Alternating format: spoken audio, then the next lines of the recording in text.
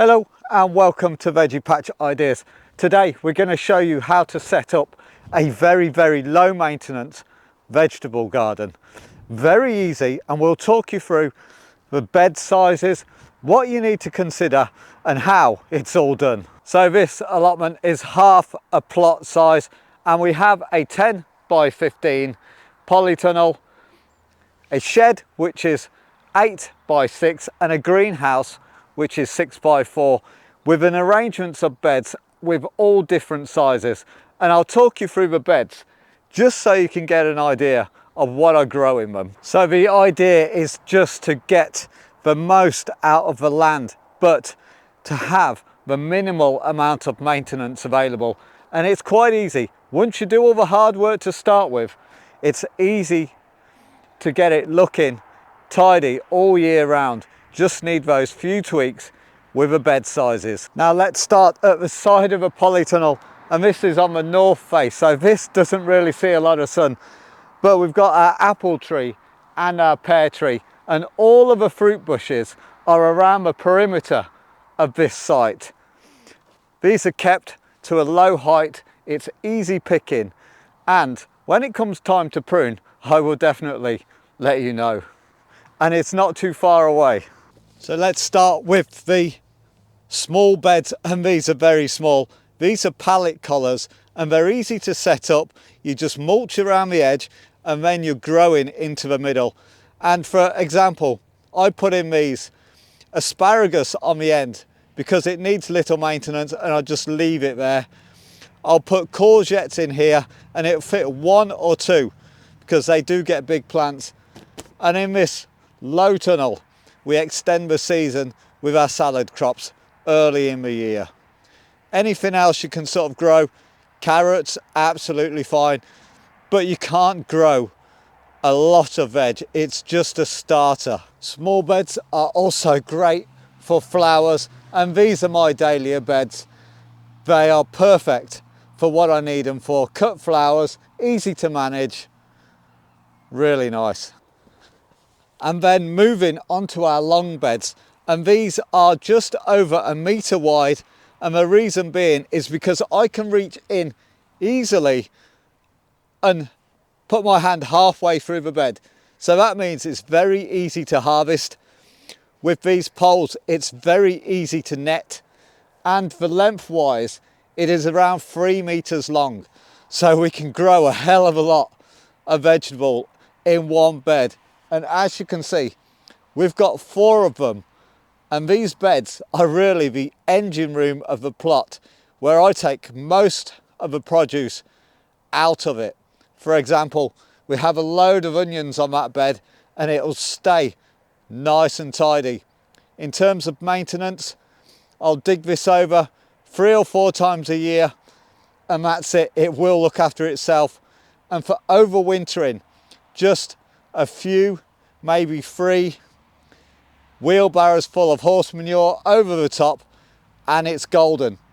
These beds are my absolute favourite.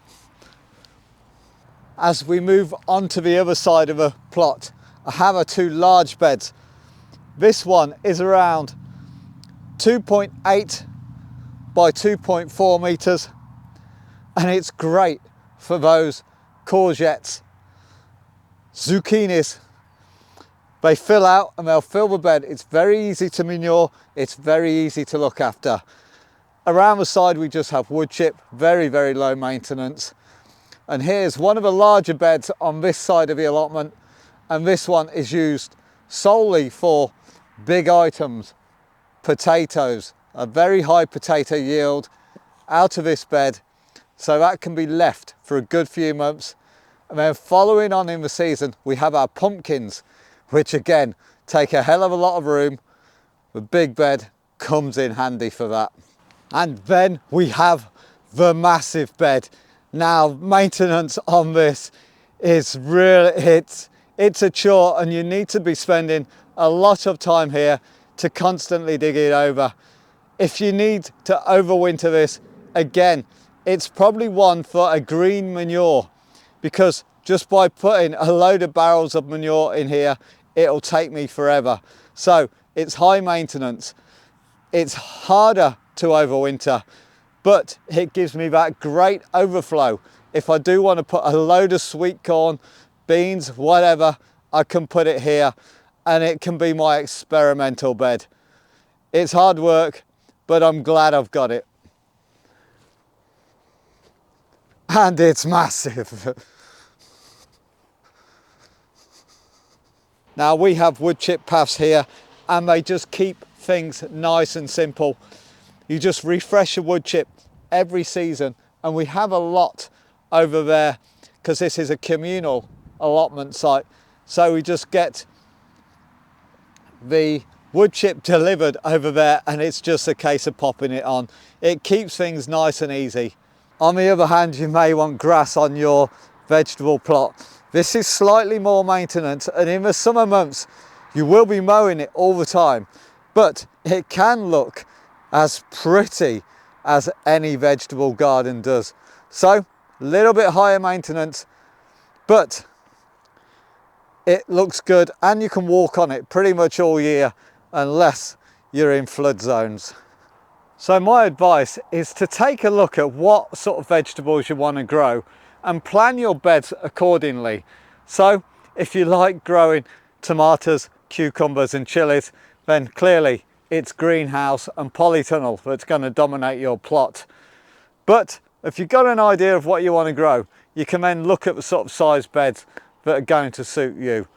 And for an example, I grow pretty much everything here. So not huge amounts. Like I said, we feed a family of 4, not huge amounts, but enough of everything to keep us going and keep us in those beautiful vegetables.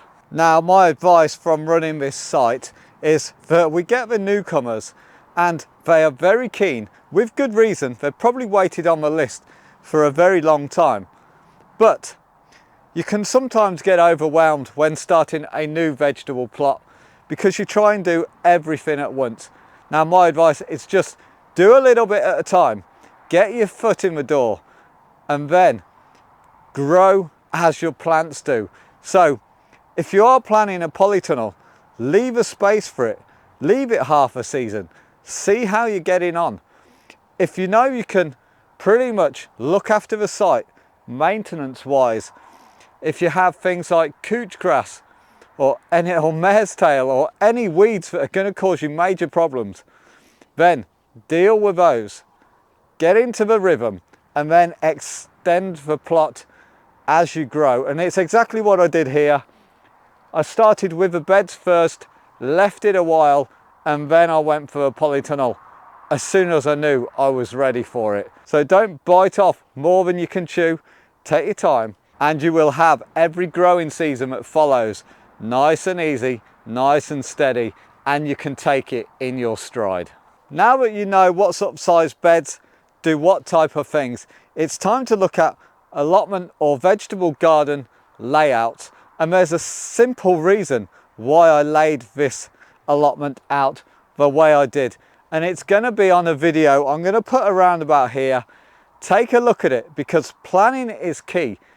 If you plan your site around the environment, it will just make it so much easier to garden. So watch that one next.